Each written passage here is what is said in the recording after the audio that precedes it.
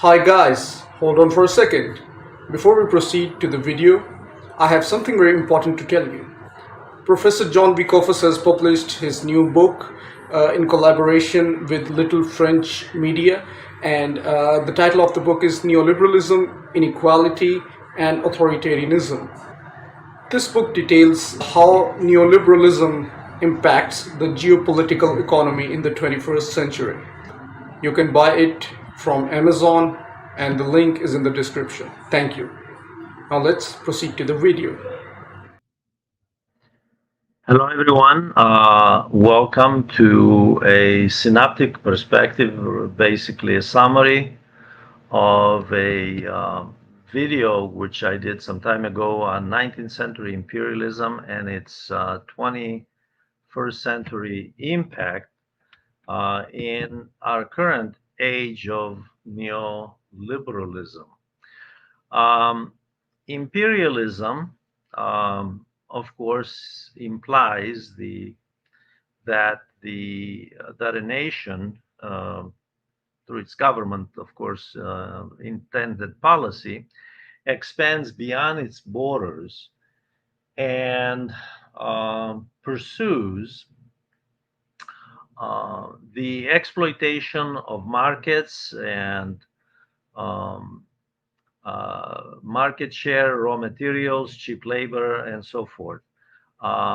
The colonialism and imperialism are not necessarily the same thing. Colonialism does imply a permanent settlement and a governance structure from the colonial regime over the territory taken. Imperialism does not necessarily have to have a colonial regime. However, in the 19th century, this was the case with the partitioning of Africa. And the video I did, I wanted to show, because there is quite a bit of scholarship on this issue, that there are some parallels between the era of imperialism, 1870 to 1914. 1914, of course, is when the war broke out, the first war, global war. And of course, the era of neoliberalism of the last 45 years or so, from the late 70s until today. Both in the era of imperialism in late 19th century, early 20th century, as well as the neoliberal era today, exist under the umbrella of capitalism. Capitalism constantly evolves, it expands and contracts. The model today is the neoliberal model, which is a model based on deregulation, privatization of public assets, uh, government subsidies for capital, banks, insurance companies, pharmaceutical, high tech. Um, Neoliberalism also implies transfer of assets of income from the bottom, the working class, the bottom echelons of society, the working class and the middle class, to the capitalist class for the purposes of capital formation, strengthening the corporate sector, basically the business community. Neoliberalism requires, contrary to what a lot of people may think, an active state. The state has to be active in both domestic and foreign policy to buttress the private sector at the expense of the working class. Um, I don't, while I, as a historian, do not believe that history repeats itself, there are patterns and there are some similarities that we can see in the era of imperialism and the era of neoliberalism today. Like the era of imperialism, we have today a struggle for the core of the capitalist world economy.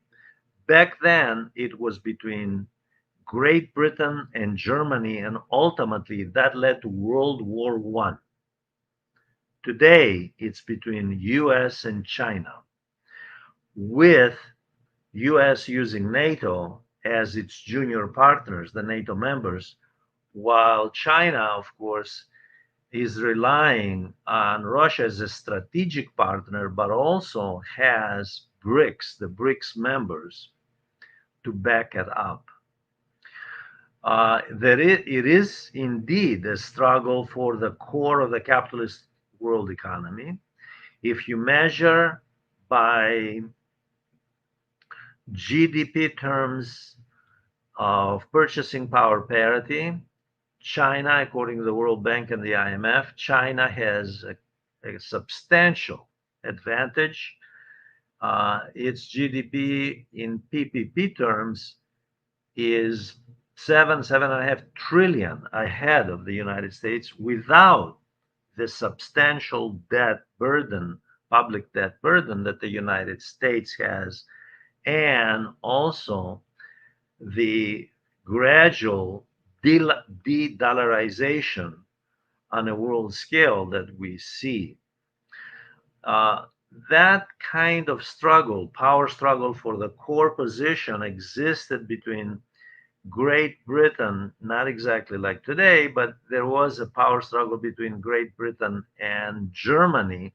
Germany, developing into a nation state in 1870, a latecomer into the community of nation states, felt that it had the right to more land, more colonies, more markets, and developed, in fact, embraced the theory of Lebensraum, which means living space in German, which actually the Germans continue to believe in that all the way through Adolf Hitler's Third Reich.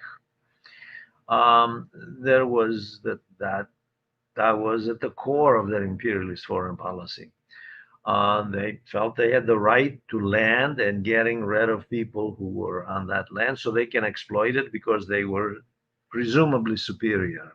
So there was an element of social Darwinism in that.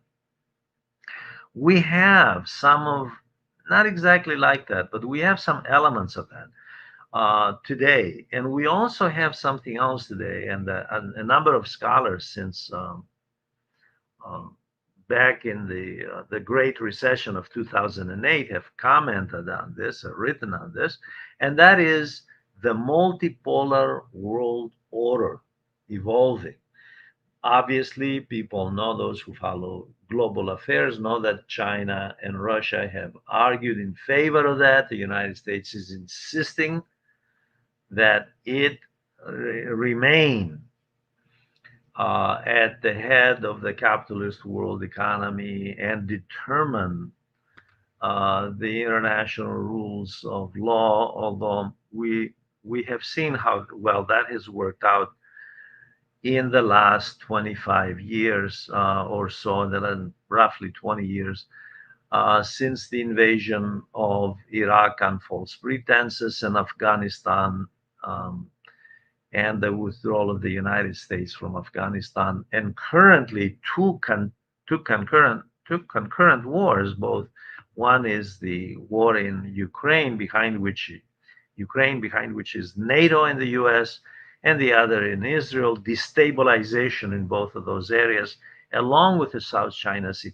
So there is a struggle for geo-economic and geopolitical hegemony that has some patterns, some similarities to what we witnessed back in the late 19th century, early 20th century. And the alarm bells have already gone up, just as they were going up back then, that we may lapse into a global war. I invite you to take a look at this video. It analyzes these issues from various perspectives in detail. I also invite you to write comments, ask questions, and by all means, subscribe to the channel that my good friend Asad Alim um, manages, and look forward to videos. Thank you very much. Thank you very much for watching.